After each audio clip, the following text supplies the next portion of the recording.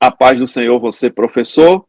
A paz do Senhor aos meus amados irmãos, presbítero Otoniel Félix, o meu querido irmão João Felipe. Nós estamos aqui mais uma vez para, junto com vocês, compartilhar um pouco da palavra de Deus neste que é o seu EBD em Síntese podcast. Desta feita, a lição de adolescentes e segundo trimestre de 2023, lição de número 7, número da perfeição, número de Deus, o estabelecimento da monarquia é o nosso tema de hoje. Quero cumprimentar você, professor, e os meus queridos e amados aqui que dividem esta bancada honrosamente comigo, a paz do Senhor. Pai do Senhor, professor Raniel, professor João, é um prazer mais uma vez estarmos aqui cooperando com vocês e somos gratos a Deus pela oportunidade. Pai do Senhor, professores, Pai do Senhor, você que está aí nos assistindo, chegamos à 7ª lição e vamos lá que vai ser bênção. Com certeza é um prazer para nós estarmos aqui contribuindo com a obra do Senhor e graças a Deus, gozando da confiança dos nossos pastores, o Senhor colocou esse projeto no coração deles, primeiramente o pastor Martim Alves, nosso pastor presidente da EADERN, e também pastor Reinaldo Odilo, diretor do DENEC, o Departamento de Ensino e Educação Cristã. Este projeto, ele advém de um projeto chamado EBD em Síntese, que é capitaneado pelo DENEC aqui no Rio Grande do Norte, que tem como objetivo trazer, pontuar mais conhecimento das nossas lições bíblicas da nossa querida EBD. E hoje, nosso tema, eu li e achei muito interessante, fala de monarquia, e não somente de monarquia, mas do primeiro rei de Israel. E esse assunto, ele tem algumas aplicações muito interessantes. Lembrando a você, professor, se inscreva, compartilhe esse canal abençoador com os outros professores, com os teus alunos, por que não, Compartilhe, esse conhecimento é conhecimento da palavra de Deus e seguimos aqui com a lição de hoje, que tem 3 objetivos básicos. Primeiro, refletir sobre o uso do livre-arbítrio e suas consequências. Segundo, ensinar quem foi Saul, sim, porque ele foi o primeiro rei, O estabelecimento da monarquia iniciou com o rei Saul e como ele se tornou o primeiro rei. E terceiro e último objetivo, destacar que precisamos ter nossa vida guiada pela vontade de Deus e não pelas preferências do nosso coração. E isso tem tudo a ver com a aparência e o porte do rei Saul, Isso tem uma ligação muito forte com o nosso dia a dia, com as nossas escolhas, com a nossa forma de enxergar a vida, e aí onde está, para mim, o maior ganho dessa lição, que é a aplicação na vida prática nossa, porque o aluno, talvez na adolescência, pense, o que é que eu tenho a ver com monarquia? Até o Brasil, que onde eu moro, é um país que não tem monarquia há bastante tempo, há mais de 200 anos. Por que eu preciso estudar esse tema, E a Bíblia, a palavra de Deus, ela foi escrita para o nosso ensino, toda ela, Toda palavra é divinamente inspirada, Assim está escrito, como Paulo escreveu a Timóteo. Pois bem, nossa lição, ela se inicia com essa escolha do rei que partiu de uma oração, de um clamor, de um desejo do povo, Percebam, você, professor, frise isso para o teu aluno, não foi o projeto que Deus criou, foi algo que partiu do coração do povo. Então, eles oraram, clamaram a Samuel, pedindo um rei. Não é isso, professor João Felipe? Exatamente, professor Raniel. E interessante que o pedido do povo às vezes a gente, quando vai falar da escolha de Saul, a gente diz, não, o Saul foi um rei, assim, tão mal, fez tantas coisas más, porque foi o povo que escolheu. Tem muita gente que ainda peca, comete esse pecado, dizendo que o povo escolheu e não Deus. Mas Deus tem um controle sobre todas as coisas, ele que coloca reis, ele que tira reis, e a gente vai ver que, mesmo sendo um pedido do povo, e até um modo um pouco estranho, como o povo pediu, mas Deus ele se fez presente em toda a escolha e toda a questão da escolha de Saul. E interessante que, analisando o contexto da época, a gente sabia que lição passada foi vista sobre os juízes, não é mesmo? E a gente sabe que os juízes governavam Israel, eles lideravam Israel até Samuel. E Samuel ele já estava bem velho, e seus filhos que deveriam dar continuidade ao legado do pai, digamos assim, com certeza tinha uma certa expectativa sobre os filhos de Samuel, que não era só juiz, mas era juiz, sacerdote e profeta, né? Então, era uma figura importantíssima no meio de Israel na época, e extremamente reverenciada. Não só pelo povo, mas o próprio Deus disse que as palavras de Samuel não caíam por terra. Tudo que Samuel falava, Deus ia lá e assinava embaixo, porque Samuel era um servo realmente de Deus, né?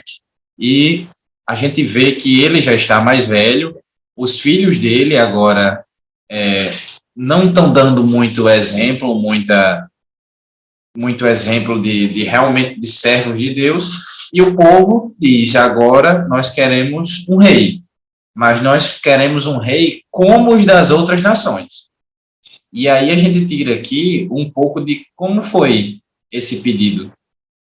Porque antigamente, com os profetas e os juízes, acontecia, digamos, o que uma teocracia. Deus, ele ditava as coisas e mandava os seus profetas e o povo seguia. Mas agora o povo se cansa um pouco desse modelo e diz, não, agora nós queremos um rei como das outras nações. Nós queremos que tanto o poder legislativo, como o judiciário, como o executivo estejam agora na mão de uma única pessoa e que seja de um rei.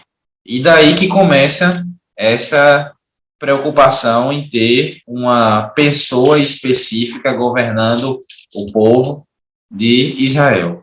Perfeitamente, né, meu querido presbítero Otoniel Félix? Aqui no início da lição, tem um pontozinho que eu queria destacar, antes da gente aprofundar um pouco mais, que está antes do primeiro tópico, que Moisés, né, na presciência de Deus, o Senhor havia usado Moisés para dizer que chegaria o tempo de ter reis, e Deus havia dado recomendação do procedimento desses reis.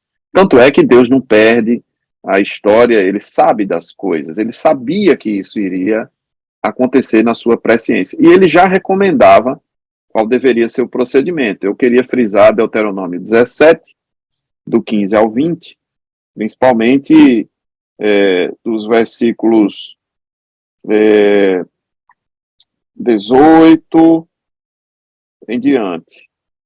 É interessante que ele recomenda, por exemplo, que o rei deveria ter uma cópia da lei de posse permanente com o rei.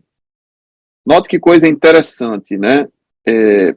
Era necessário que esse rei, seja ele quem fosse, obedecesse um padrão estabelecido por Deus lá atrás, antes mesmo que o povo tivesse clamado por um rei, né? Então, ele fala, melhor dizendo, versículo Deuteronômio 17, a partir do 16, né? Não junte riqueza demais para o seu coração não se afastar de Deus, né? Não se multipliquem as mulheres. Olha que interessante. Aí ele diz, tem uma cópia do livro com ele, com o rei. Ou seja, o rei deveria ser o guardião, não só das leis, não só da soberania da nação, mas ele deveria ser o guardião da palavra, da lei que Deus havia estabelecido para o seu povo. Ele era um grande representante de Deus. na monarquia, né? Ele era uma figura importantíssima. E o povo pede, né, presbítero Otoniel, o povo pede, mas o que eu queria também frisar, antes de passar a palavra para o senhor, é que a gente foca nos erros de Saul, mas só porque Samuel era um homem de Deus, como bem falou nosso querido João Felipe, não quer dizer que ele também não errasse. E em qual lugar da Bíblia está dizendo que o Senhor projetou a permanência de Samuel, representado por seus filhos? Isso foi um desejo de Samuel, não foi um projeto de Deus. Então, às vezes a gente diz, o povo pediu, Saul foi resultado do pedido do povo, então por isso ele errou. Não esqueçamos que estamos falando da raça humana caída, pecadora, e, portanto, Samuel, mesmo sendo conhecidamente um homem de Deus, poderia ter induzido o povo ao erro também, colocando de forma nepótica, né? Nepotismo, botando seus filhos para ficar no seu lugar, sem consultar Deus, né, presbítero Otoniel?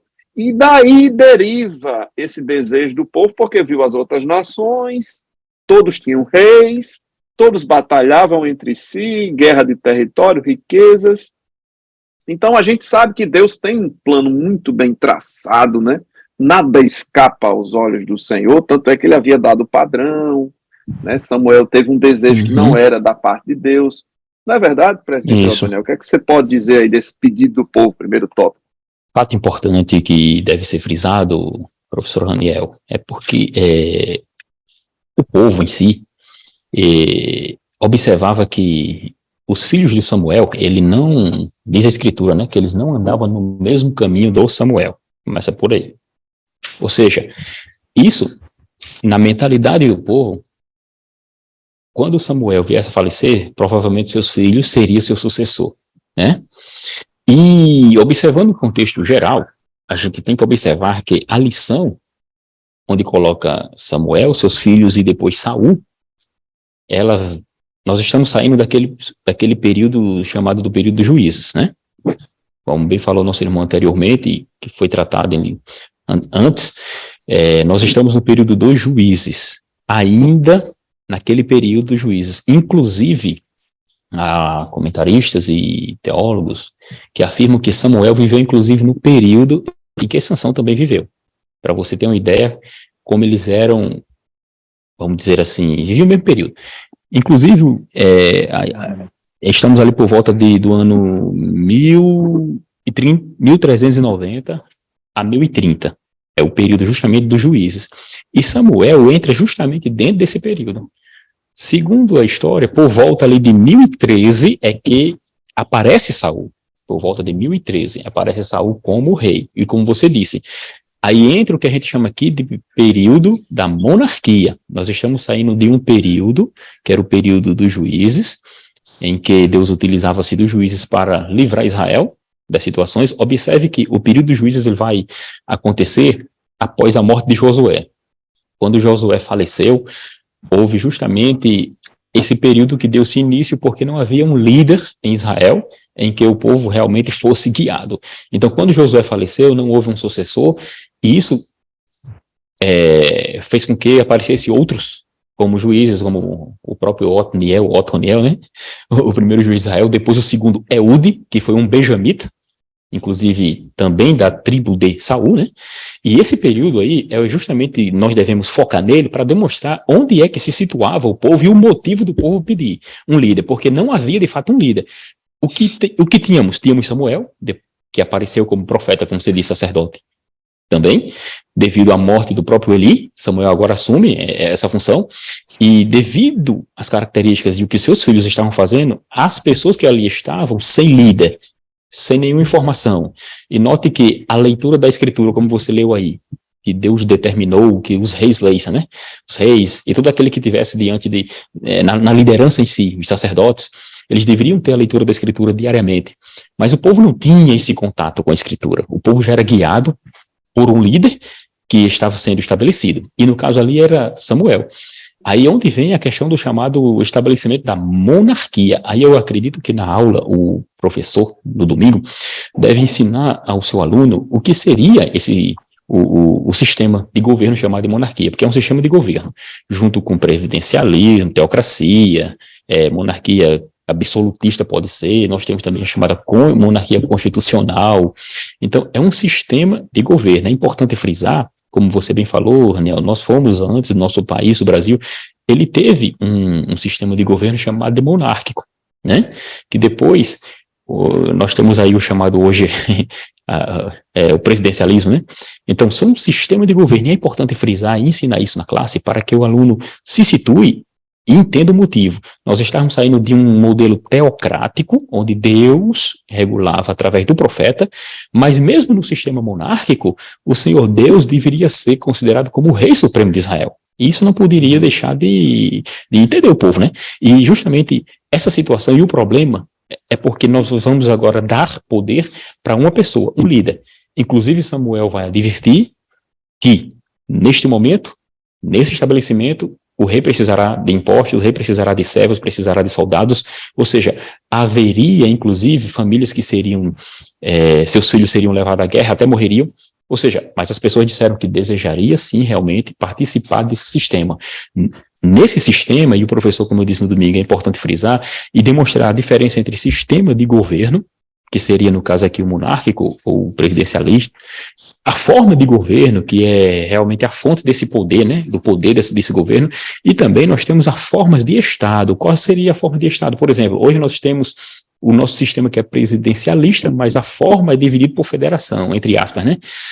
Ou seja, é importante frisar para colocar o aluno nesse meio termo, entendendo o motivo. Mas só que no Israel antigo, nós tínhamos aquela monarquia simplesmente estabelecendo o rei, que era também, não, vamos dizer que ele poderia não deixar de ser, como alguns foram, absolutista, utilizando-se inclusive do poder real, e outros deixaram até o poder de Deus, porque Deus deveria estar junto com o povo, a questão é isso aí, e com o rei.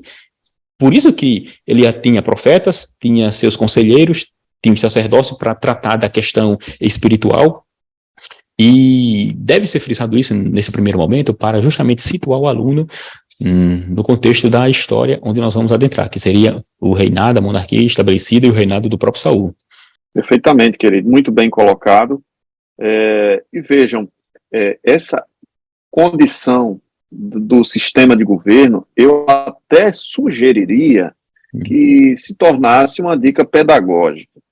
Se você quer movimentar a tua aula, traz algumas figuras de governo, monarquia, presidencialismo, parlamentarismo, para que isso gere a discussão. Não é que você vai dar uma aula de história, é só para que o aluno compreenda que ele está situado num período muito anterior ao que nós temos hoje, mas que hoje ainda existem monarquias e principados no mundo. Verdade. Você tem o Principado de Mônaco, e você tem a monarquia na Inglaterra, por exemplo. Isso. Você tem, por exemplo, as Bahamas e Japão e também é uma monarquia, né? Países que passaram recentemente pela transição da monarquia para o presidencialismo. O Brasil nem tanto, já passa 200 anos. Mas para que o aluno compreenda o que é esse sistema monárquico, né? O que isso implica. E eu diria até mais, tá? O sistema de governo de Deus, ele é teocrático e monárquico, no qual o próprio Deus é o rei.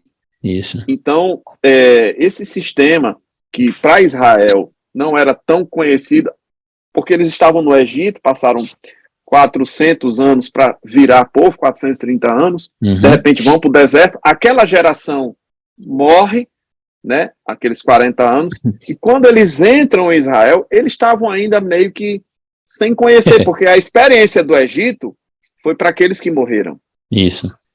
E os que foram criados ali no deserto foram, vamos dizer assim, receberam um novo só informação também, governo, né, sem ter vivido. Isso. Eles receberam, através da lei de Moisés, um sistema de governo que para eles era totalmente novo, no qual Deus era o Senhor, era o rei, o comandante, e que tinha um líder legislativo, representativo, na figura do Moisés, e depois do Josué, que inclusive é criticado porque não deixou uma pessoa no lugar dele, mas Deus é quem tem o plano, gente, das coisas. É Deus, né, que escolhe, né?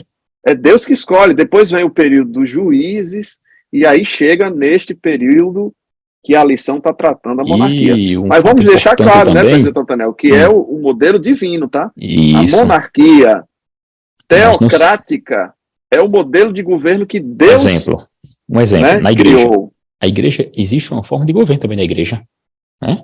A igreja, ela tem pastores, e nós temos o que chamamos de ministério, aí nós temos pastores, nós temos uma hierarquia, mas nós temos alguém que é superior a tudo, que é o Supremo Pastor, que também não deixa de ser rei para nós, que é Jesus. Ou seja, de certa forma, é a nossa forma de governo. Toda congregação, ela tem uma forma de governo. E tocando nesse ponto, Raniel, é importante também dizer que dentro do sistema de governo há os regimes, certo? E como é que esses regimes eles atuam? Eles podem ser o chamado democrático, totalitário, ou seja, por aí vai. Para que isso hoje, né, odiernamente comum, mas observe que antes nós poderíamos até dizer que houve um plebiscito e o povo disse assim, olha, eu quero o regime monárquico, nós queremos um rei, ou seja, o povo escolheu aquela forma, aquele sistema de governo.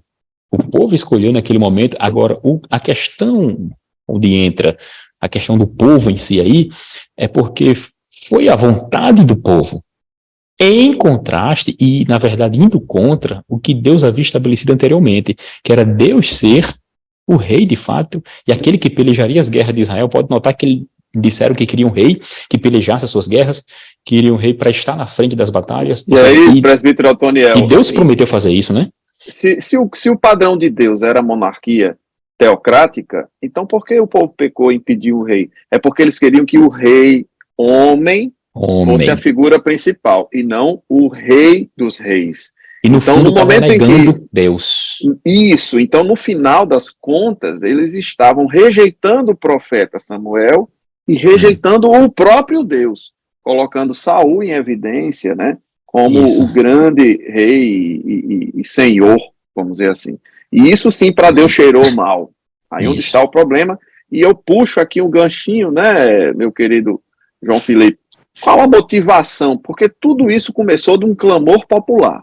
O presbítero Otoniel até falou dessa questão do plebiscito, não deixa de ser isso que aconteceu, né? Clamaram, houve um clamor popular.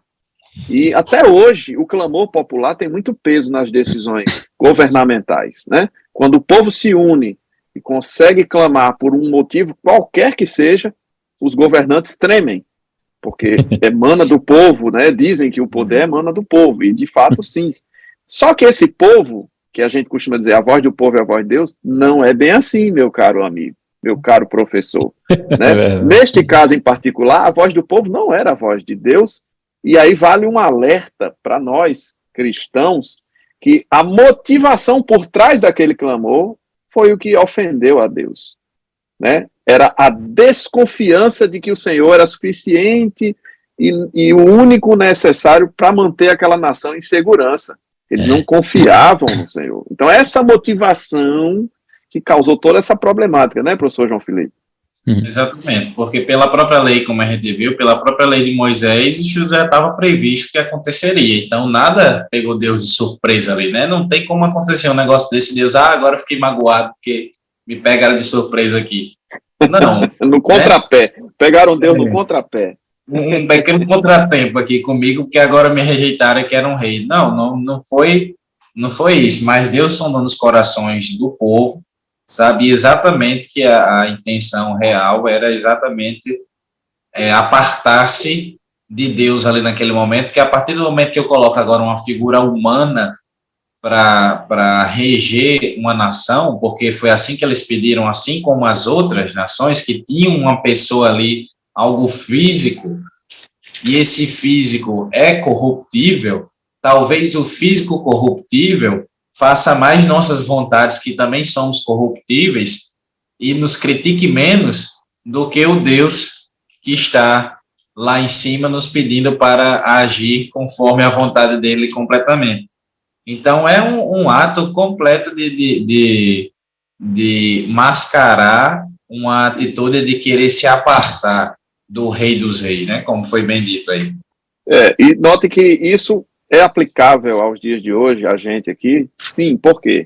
Porque por trás das minhas orações, até mesmo num ato de fé e devoção, eu posso estar com intenções equivocadas. E muito cuidado, meu caro aluno, meu caro professor, naquilo que você pede a Deus, porque ele poderá até atender e poderá ser danoso. E a verdade do que eu estou falando é que ainda neste primeiro tópico da lição, Deus faz vários alertas para o povo. 1 Samuel, capítulo 8, versículos 11, 12, 13, 14. Ele vai dizendo, olhe, cuidado, ele vai fazer vocês trabalharem em serviços forçados em benefício do rei. Olhe, cuidado, vocês vão ter seus filhos trabalhando em serviços, vamos dizer assim, inferiores, né? Olhe, cuidado, e Deus vai dando vários alertas, e no final o que prevalece é a obstinação, que é alguém que sabe o problema que está incorrendo, aonde está se metendo, e mesmo assim impõe a sua vontade, né? E fica esse alerta, porque diante de Deus, muitas vezes, nós somos obstinados, né? Igual aquele povo. E interessante que nesse ponto aí da lição, professor Raniel, essa questão do pedido, né, dos israelitas, vale frisar que, conforme você falou no início, esse ponto é o que traz a ideia do que o autor da lição, ele propôs, que a ideia do chamado livre-arbítrio, né, o respeito ao livre-arbítrio, a liberdade de escolha das pessoas, porque mesmo Deus afirmando que o povo, na verdade, estava rejeitando a sua autoridade, o Senhor Deus estava respeitando a liberdade dos israelitas em escolherem um líder. E aí vale a questão se Deus responde minha oração, quer dizer que ele queria assim, né? E isso é uma liberdade de escolha, mas existe uma vontade permissiva de Deus em determinadas situações e que nós temos que estar muito atentos, porque oração respondida não quer dizer que é a vontade perfeita do Senhor Deus, né? E ocasionalmente ocorrer algo que supostamente eu pedi e supostamente parece que Deus respondeu, não significa dizer que tenha sido ele, não. Tem isso também. Porque pode ocorrer muito bem de não ser Deus que está respondendo. Pois ele mesmo fala que a palavra de Deus fala lá que pedis e não recebeis porque vocês estão pedindo para o seu próprio contentamento, só os seus próprios deleites. Então, às vezes, a gente tem que saber pedir, tem que estar bem inteirado das nossas reais intenções na hora de pedir alguma coisa, né? É muito importante que, nesse primeiro momento, o professor fale largamente sobre o livre-arbítrio e fale sobre consequências. Isso é muito importante, porque é o primeiro objetivo declarado da lição. Isso. Tá? E importante frisar com relação ao livre-arbítrio ainda, porque tem que fazer o contraponto com o que a gente chama de determinismo, né? Porque uma vez que tem-se a propagação, a instrução sobre o livre-arbítrio, que seria a vontade própria, a faculdade de que alguém tem de fazer isso ou aquilo, quando se fala no determinismo, está se falando de uma vontade de Deus pré-determinada, segundo a teoria determinista, né? Uma vontade de Deus pré-determinada antes de todas as coisas, que aquilo aconteceria independente da sua vontade. Ou seja, é Deus que assim determinou, é Deus que assim vai fazer e é Deus que assim vai agir, seja na sua vontade, seja nas suas ações. Ou seja, seu determinismo tem que ser contraponto aí, tem que levantar o contraponto com a questão do livre-arbítrio. E como nós sabemos, até hoje tem se debate sobre isso, né? Se debatido sobre tais questões. Sim. E aí vem a questão da vontade volitiva,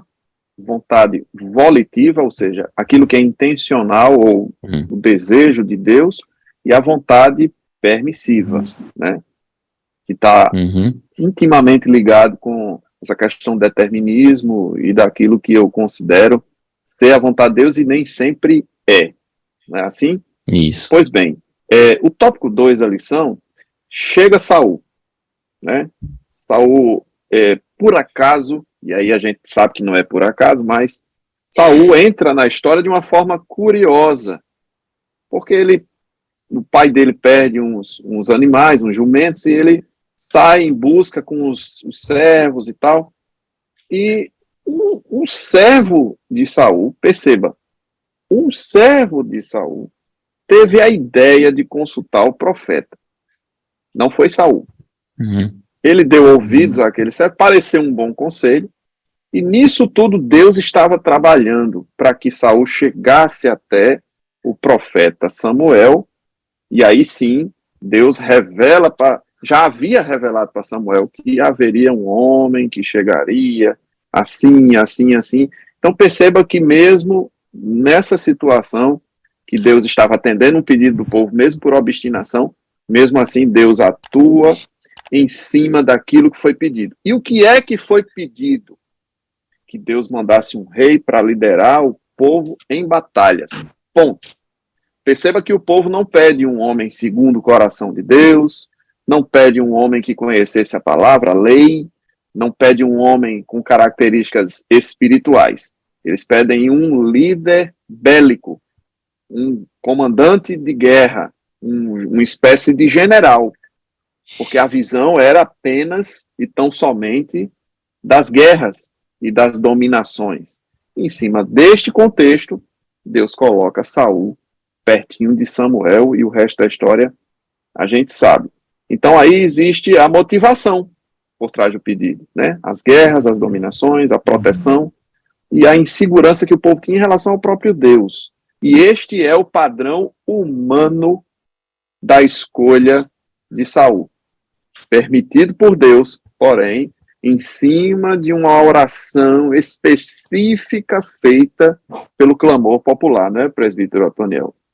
Isso, e a questão também está em volta aí, o que tem que ser analisado. Aí a gente sempre fala aqui que o professor tem que frisar, porque está se falando justamente de nós darmos subsídios, trazer aqui à tona, primeiro ponto, como Saul aparece na história, né? Você falou aí a respeito de, aparentemente, de uma forma que não esperavam, né? Assim, acidental, vamos dizer assim. Aí o professor, eu entendo que assim deve ser, como nós estamos tratando aqui de ponto específico, trazer a ideia de quem seria esse Saul.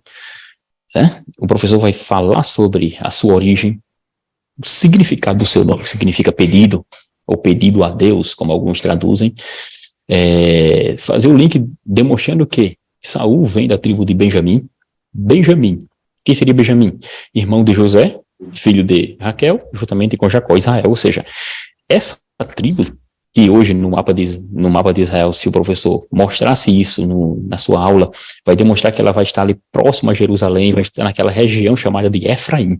Ou seja, a tribo próxima a Efraim, a tribo de Benjamim, foi uma tribo em que, como eu disse, houve um segundo juiz lá no período dos juízes, um dos mais famosos, que foi o Eude, e agora tem o mais famoso benjamita, que seria o próprio Saul. E no Novo Testamento nós temos Paulo, que seu nome também hebraico é Saul.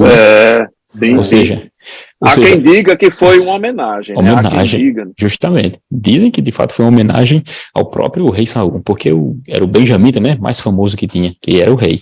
Então, como é que ele aparece? Ele vai aparecer na história, não de forma ocasional, mas como o povo havia pedido, o Senhor Deus direcionou o próprio. E a lição trata sobre isso, direcionou a questão das ovelhas para que aparecesse na história o próprio profeta, e naquele momento eles tivessem aquele encontro, e era um rei, de fato, de acordo com o pedido do povo. Um rei, não para guiá-los no caminho do Senhor, mas para guerrear suas guerras. E era isso que aparentemente o povo precisava. E quando Saul aparece, você nota que a própria lição traz essa ideia, ele frisa, e também a Escritura diz que na frente dos outros israelitas, ele do ombro para cima era mais alto, era mais belo, ou seja, chamava a atenção pela sua aparência. E como você sabe, a aparência, ela chama muita atenção, principalmente naquele período, para demonstrar quem seria aquele rei, o que aparentava ser forte. Ou seja, era o pedido de acordo realmente com o pedido do povo. Não era foto como o nosso querido irmão João Felipe fez aí, não, viu? Eu acho que era mais um pouquinho. Era forte e bonito como eu, não? Porque, né? Senão tá certo. Isso aí vocês estão vendo autoestima. Isso, Mas vejam que naquele tempo a aparência era importante. Hoje a gente fala das redes sociais e outras coisas que o adolescente está muito bem familiarizado, mas apesar de não existirem redes sociais naquele tempo, mas Saul ele não era só bonito, forte, com características reais, por assim dizer, mas ele também era filho de um homem rico, ele era um filho de um homem de posses, então ele reunia características ideais do ponto de vista humano. Né? Tanto é que Deus contrapõe e na sequência não vem um homem com estas características, vem Davi com características diametralmente opostas. Era o que estava no campo, era o que tinha cheiro de ovelha, era o que não tinha posses, era o que não tinha aparência, né? A Bíblia se limita a dizer que ele era agradável, mas assim, era um rapaz gentil, mas não era bonitão, não era alto, não era fortão. Perceba que há uma diferença absurda no padrão de escolha do homem e no padrão de escolha divino, né? Então, esse segundo tópico, ele fala de Saul, é importante isso que o presbítero Otoniel falou, de quem era ele, da origem, do seu nome, do porquê dele ter chegado. Ele não caiu de paraquedas, como a gente fala, né? Tinha uma característica específica, né, meu querido João Felipe? Exatamente. E, mais uma vez, apesar de ter todas essas características que atendiam às necessidades do clamor do povo, Deus estava no controle de todas as coisas, né? O que a gente tem que frisar sempre, né, para nossos alunos nessa questão é a parte do livre-arbítrio e suas consequências, porque Deus, ele ouve a oração, ele ouve o clamor do povo, ele ouve sim as nossas necessidades, ele sabe o desejo de nossos corações, mas Salomão, lá na frente, até vai falar, né, que, olhe, até nesse contexto, o jovem, viva conforme os desejos do seu coração, mas sabendo que algum dia você vai prestar conta a Deus de tudo isso que você fez. E o pedido, apesar de ter sido atendido por Deus, trouxe uma consequência boa e depois acabou se tornando uma consequência ruim, porque não vamos também menosprezar o pobre do Saul, porque ele ganhou várias batalhas. Saul, o próprio quando ele é ungido rei, o Senhor diz que ele livrará o meu povo das mãos dos filisteus. Então, ele era um rei ideal para a batalha, porque Deus também não ia pegar um qualquer totalmente despreparado e colocar na frente do povo de Israel para ser o primeiro rei assim. O pessoal pediu um rei guerreiro, ele está aí, o rei guerreiro de vocês agora.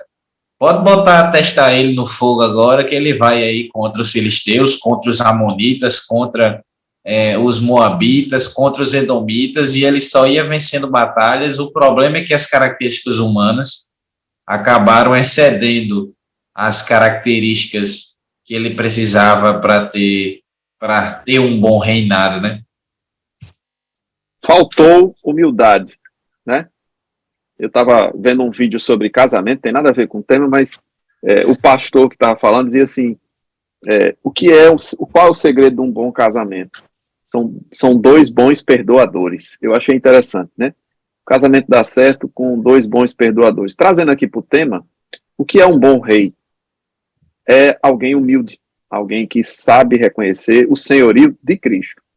Que Davi tinha essa característica, né? E todos os reis que tiveram essa mesma característica, Ezequias, reis que passaram e que foram bem-sucedidos, tinham essa características, né? A dependência de Deus. E o grande ponto aqui é o povo não querer depender de Deus. Eles queriam alguém que eles pudessem confiar apenas do ponto de vista humano, tá? Então, as ferramentas que ele tinha, como bem falou João Felipe, eram ótimas. Era um homem para a batalha mesmo, e teve muitas vitórias. Só que aí a gente entra no terceiro tópico da lição, que aborda a questão do início, mas já falando de consequências, né? De coisas boas e coisas não tão boas. E já estamos falando de consequências mesmo. Então, eu quero frisar aqui que o segredo da caminhada não é o início, mas é o fim. Como o apóstolo Paulo diz, terminei a carreira, guardei a fé, ou seja, eu fui bem até o fim, né? E a palavra de Deus também fala em Apocalipse e outros livros, né? Bem-aventurado você no fim, né? Se você guardar firme até o fim. E aí diz a palavra de Deus, 1 Samuel 10, 5-9, que Saul foi cheio do Espírito Santo de Deus. O começo foi bom, né? Deus foi misericordioso, atendeu o desejo do povo, ter um rei de batalhas, ele teve conquistas, ele foi cheio do Espírito de Deus, e diz a palavra de Deus que até quando ele estava perseguindo Davi e se aproximou dos profetas, ele foi cheio novamente, ou seja, Deus deu várias chances para que ele fosse cheio e se arrependesse, se humilhasse, porque Deus teria mudado a sua história, mas ele foi obstinado, assim como o povo foi obstinado. Deixou o sucesso, né, subir para a cabeça, e o fim é que foi ruim. O começo foi bom, mas o fim foi ruim. E essas consequências do fim preocupam mais do que o início. Às vezes o nosso início na caminhada nem é tão bom, né, João Felipe? Mas o segredo está no fim da carreira e não no início. E talvez por ele ser um dos homens mais altos de Israel, ele não percebeu que a altivez de espírito estava até excedendo a sua própria altura, estatura, né? E como Salomão vai falar também, a altivez de espírito precede a ruína. Tá lá em Provérbios também, né? Porque o ponto principal aqui nesse tópico está falando justamente em obediência e desobediência dele, né? Ou seja, militarmente talvez ele teria sido, de fato, um bom, entre aspas, pelejou algumas pelejas, entre aspas, porque em algum momento ele entra justamente no quesito de desobediência, né? Ou seja, ele ia para as pelejas, mas não obedecia. Ele era uma pessoa que era, vamos dizer assim, dava ouvido mais ao povo em si, de que a ordem divina. Isso é um problema. O início, como você disse, foi interessante, mas o fim não foi bom. O contrário daquele rei chamado de Manassés. O pior rei que já passou na história do Reino do Sul. Manassés. Manassés era, inclusive, descendente de Ezequias, né? Ou seja, Manassés era tão ruim que passava seus próprios filhos no fogo ao deus Moloque. Mas a Escritura vai dizer que no final de da sua vida ali, já lá no segundo livro das Crônicas, no capítulo 33, né? No final de sua vida, ele se arrepende e clama a Deus. Inclusive, recebe uma bênção, né? Que ele estava exilado. Ou seja, observe que a maldade que aquele homem fez poderia, se fôssemos como nós, diríamos o seguinte: olha, nesse momento agora tu só vai sofrer, porque foi ruim até agora e agora quer dar uma de, né? Não é assim. Só que observe que Deus pensa diferente, né? Já Saul, como você disse, começou até bem, mas observe que o fim, por causa da desobediência em não buscar a Deus, o contrário que Manassés buscou a Deus, infelizmente fez toda a desgraça, e as consequências que ele trouxe para sua nação e sua família foram terríveis. Inclusive também a desobediência do próprio Saul fez com que a sua família padecesse, seus filhos morressem na guerra. Depois tem aquele que se tornou rei no seu lugar, o Isbosete. O Isbosete depois vai também morrer futuramente por uma conspiração. Ou seja, a sua família toda é perdida por causa da sua própria desobediência, porque houve justamente as consequências do seu erro. É o que nós estamos conversando aqui. A nossa liberdade de escolher isso, A ou B... Obediência, desobediência, mas fantástico essa questão. Então, a obediência produz o quê? Virtude, traz bênção, mas a desobediência vai trazer desgraça. Na vida de Saul é um exemplo claro. Sua família toda imagina aí que o senhor falou dos que terminaram bem. Eu fico só pensando, quando a gente chegar no céu, a gente vai encontrar Manassés, vai encontrar Raabe, né? Aí lá em Mateus diz que os ninivitas estarão lá, porque se arrependeram. Povo sanguinário, né? Uhum. Vamos encontrar os ninivitas. Olha a categoria de gente, o bandido da cruz, né? Criminoso que até mereceu o último dia da vida. Até o último dia da vida, criminoso, assim, com pena capital, morreu. E a gente tem esse padrão de Deus da misericórdia, que é maravilhoso. E E eu anotei aqui, né? Como é que eu reconheço um rei ou até mesmo uma pessoa espiritual? A marca de um homem, de uma mulher espiritual é a obediência. Não é o arrepio dos pelos do corpo, né? Não é o saltitar dentro do templo, não é, né, coisas visuais, externas, mas sim um coração obediente, né, João Felipe? E sobre essa questão da obediência e desobediência, a gente vê o quanto que ele estava obstinado com essa questão do poder que ele tinha na sua mão, que acabou fazendo com que ele menosprezasse princípios básicos e que ele não deveria de maneira nenhuma fazer, como, por exemplo, quando ele está indo lá para a guerra e Samuel pede para ele esperar, e ele faz o quê? Desobedece e sacrifica. Ele, de maneira nenhuma, ele poderia ser o rei do que ele fosse, ele não tinha o direito de fazer aquele tipo de sacrifício, porque não o cabia. E a gente vê que não para só aí nesse rei. A gente tem, por exemplo, lá na frente, o exemplo do rei Uzias, que se acha no poder de ir lá oferecer incenso no altar do incenso, e Deus o castiga com lepra. Toda ação tem a consequência, né? Exatamente. Porque ele, por ser rei, talvez ele achou, não, Samuel não vem, mas eu sou rei. Se o próprio Deus que colocou, olha, é um problema. Quando como uma pessoa começa muito a dizer assim, não, Deus está conosco, Deus está comigo, e aquele negócio todo, e às vezes Deus está passando bem longe daquelas decisões ali. E assim foi com Saul, infelizmente, por conta dessa questão. Ele, na cabeça dele, ele fez, não, Samuel não está aqui, mas eu sou o rei, eu não fui escolhido, então eu posso fazer. Sou ungido. Sou ungido, exatamente.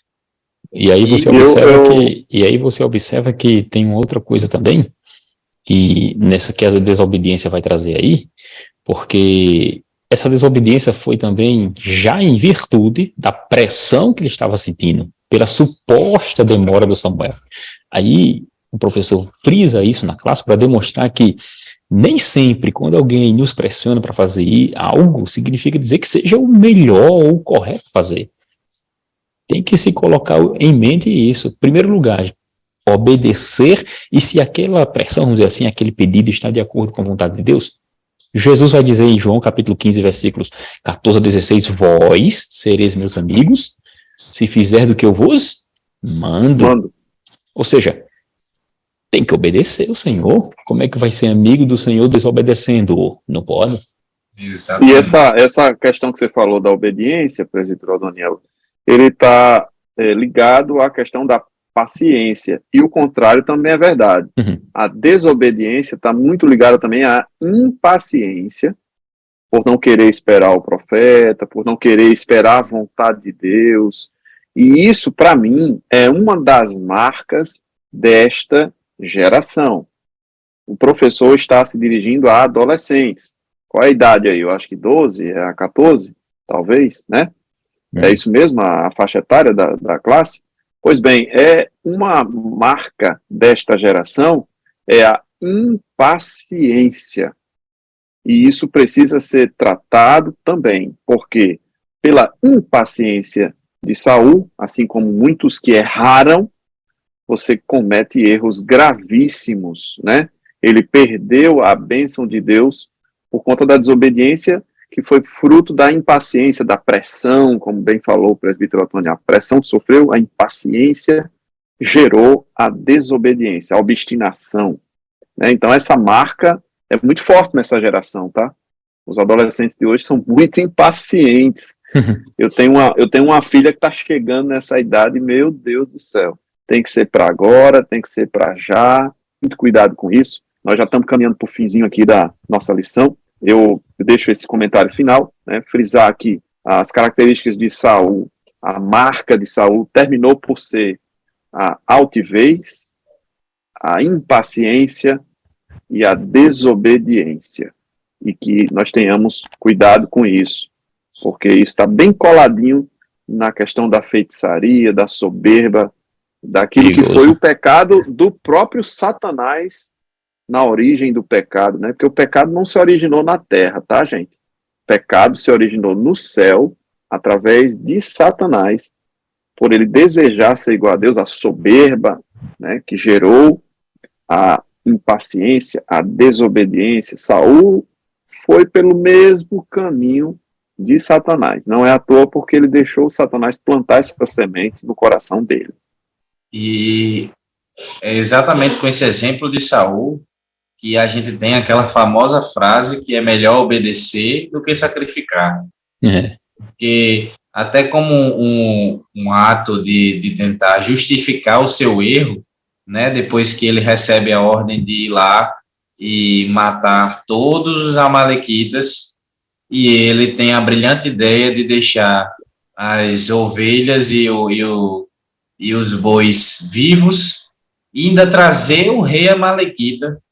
E eu acho muito engraçado no momento que Samuel chega lá e faz: Saul, você fez tudo que foi lhe ordenado fazer, Saul? Aí Saul, fiz. E diga uma coisa, Saul, e essa zoada de cabrito que eu tô escutando, é o que, Saul? Aí Saul, não, mas a gente deixou vir para sacrificar.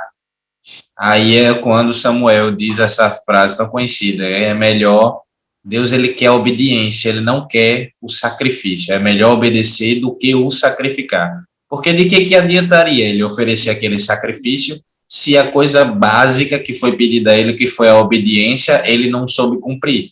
Então, de que serviria aquele sacrifício? Interessante que Davi, o salmista Davi, né, o rei Davi, o salmista Davi, escreve no Salmo 51, né, sacrifício e oferta não quiseste. Ele tinha entendido também que isso que Samuel falou era uma grande verdade. Deus não está preocupado com sacrifício.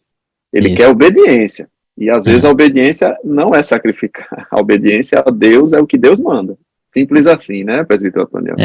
E é importante também trazer à tona de que na lição vai tratar de povos como Moabitas, Amonitas, Amalequitas, como você acabou de falar. E o professor, no domingo, é importante trazer a ideia de quem seriam esses povos, onde eles se situavam. Por exemplo, Moabitas e Amonitas, de acordo com Gênesis 19 e 30, eles seriam descendentes de Ló e de sua filha, né? Aquele incesto que houve lá. Ou seja, os Amonitas e Moabitas são descendentes do próprio Ló. De Benjamim e Moabe. Isso. Ou seja, é importante trazer essa ideia porque eles se tornaram inimigos de Israel. Eram familiares, de certa forma, né? Parentes. Ou seja, se tornaram inimigos. Os amalequitas, eles seriam, na verdade, um descendente do próprio Esaú, né? O próprio Esaú. Ele vai descender justamente de Amaleque, e ele seria um descendente de Esaú, que também é Domitas, Edom, é também descendente e faz referência a Esaú. Então, é importante trazer essas questões, porque situa o aluno onde ele estiver, traz um conhecimento específico sobre determinado povo, né? Sobre certa circunstância, e eu também talvez poderia nem trazer essa questão aqui, mas eu acho interessante trazer com relação a uma curiosidade, na verdade, porque a Escritura vai dizer em 1 Samuel capítulo 13, versículo 1, vai trazer a ideia do reinado de Saul. Alguns textos vai trazer 40 anos, outros não traz, dependendo da versão que você tiver, e o aluno pode ter na classe uma versão lá, e na hora que ele abrir vai ter 3 pontinhos. Aí, aqui está dizendo nada, está dizendo que ele não diz nada, né? A versão, por exemplo, de corrigida, ela vai trazer 1 ano, depois diz que reinou 2 anos. Alguns chegam à conclusão que Saul teve 3 anos de reinado. Ou seja, para vocês terem uma ideia, Paulo, no capítulo, em Atos 13, 21, vai dizer que Saul reinou ou em um período de 40 anos. Mas também ele não está especificando que foi 40 anos em específico, entendeu? Aí é importante trazer isso porque pode ter alguma confusão e porque há um debate muito grande com relação a essa questão, porque no Antigo Testamento não há, de forma específica, a data por quanto tempo Saul reinou. É o único rei de Israel que não se demonstra especificamente isso aí.